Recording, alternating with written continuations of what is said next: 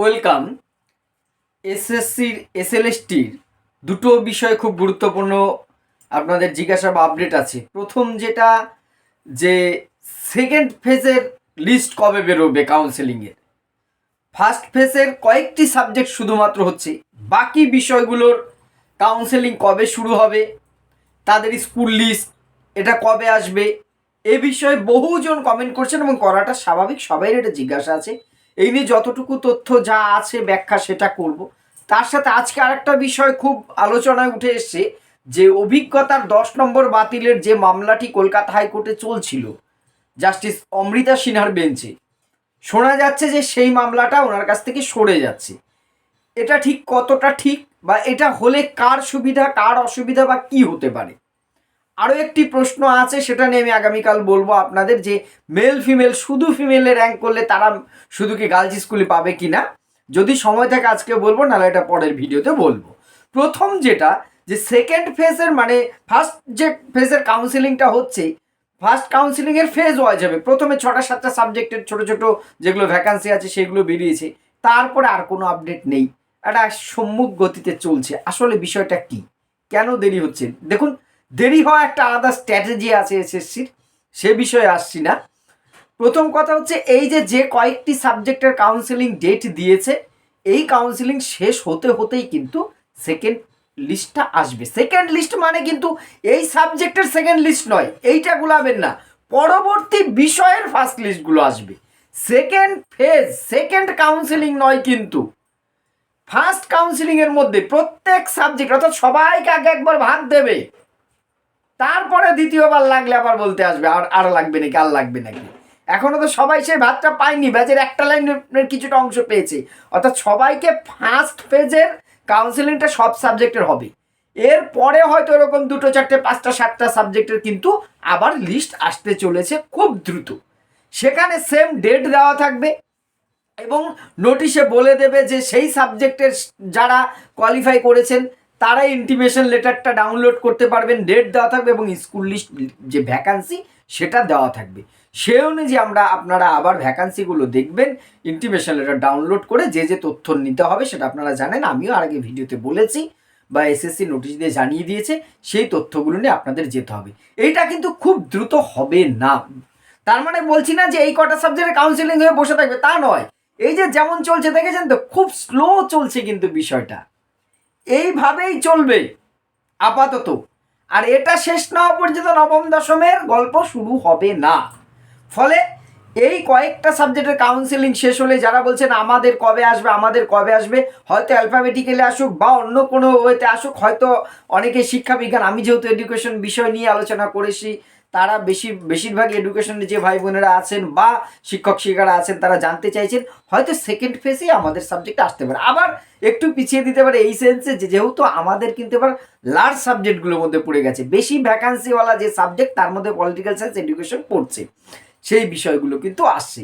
তা এই নয় কিন্তু যে সমস্ত মামলার নিষ্পত্তি হবে, 10 নম্বর পাবে, অন্য বিষয়ের সাবজেক্টে যারা এসছে তারা 10 নম্বর এডুকেশন পাবে কিনা, সেসব কোথাও কোনো স্টে অর্ডার নেই, এইভাবেই চলবে। কিন্তু একটা স্ট্র্যাটেজিক্যালি চলছে এসএসসি, এই জন্য মানে খুব দ্রুত যাচ্ছে না বিষয়টা, একটু স্লো যাচ্ছে। খুব শিগগিরই আপনাদের কিন্তু পরের লিস্টটা আসবে। ওয়েবসাইটটা লক্ষ্য রাখুন, গুজবে কান দেবেন না, অধৈর্য হলে কিন্তু চলবে না।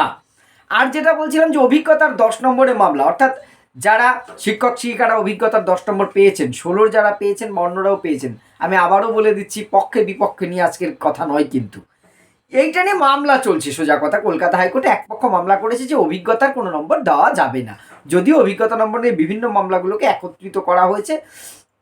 শুধুমাত্র এডুকেশন বিষয়ের একটি আলাদা মামলা এখনও রয়েছে, সম্ভবত 23শে মার্চ হিয়ারিং আছে।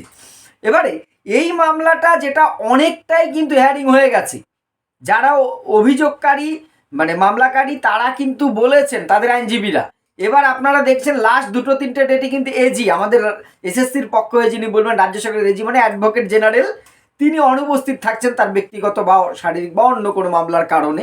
এটা একটা স্ট্র্যাটেজিও হয়, আমরা জানি, কোর্টে বিভিন্ন কিছু তারিখ পিছিয়ে দেওয়ার জন্য। সেই মামলাটা কিন্তু শুনানি শেষ হয়েও না হইলেও শেষ অবস্থায় রয়েছে। এবারে এই মুহূর্তে আজকে যেটা নতুন রোস্টার এসছে, প্রত্যেক মাসে এরকম হয়, চেঞ্জ হয়ে যায় বিচারপতিদের বেঞ্চ, সেখানে এসএসসির মামলাগুলো অনেকটাই অন্য একজন বিচারপতির কাছে যাচ্ছে। কিন্তু প্রথমে যেটা শোনা যাচ্ছিল 10 নম্বরের মামলাটি হয়তো পরিবর্তন হচ্ছে। শেষ মুহূর্তে আমি একদম সম্পূর্ণ তথ্যটা এখনো নিতে পারিনি, যেটুকু বুঝলাম সম্ভবত এই মামলাটি অমৃতা সিনহার কাছেই থেকে যাওয়ার সম্ভাবনা আছে। যদি থেকে যায় তাহলে কিন্তু ভালো। দেখুন কি জাজমেন্ট দেবে আমি সেই উদ্দেশ্যে বলছি না ভালো মন্দ, কারণ একজন বিচারপতির কাছে মামলাটা অনেকটা হেয়ারিং হয়ে গেছে। এবার যদি আবার আর একজনের কাছে যায়, আবার কিন্তু নতুন করে সেই শূন্য থেকে আবার শুরু, শেষ থেকে আবার শুরু হবে, আবার নতুন করে হেয়ারিং চলবে। এই যে এতদিন ধরে এতগুলো ডেট পেলাম, শুনানি হলো, সব কিন্তু একরকম জলে যাওয়ার, আবার নতুন করে শুরু হবে।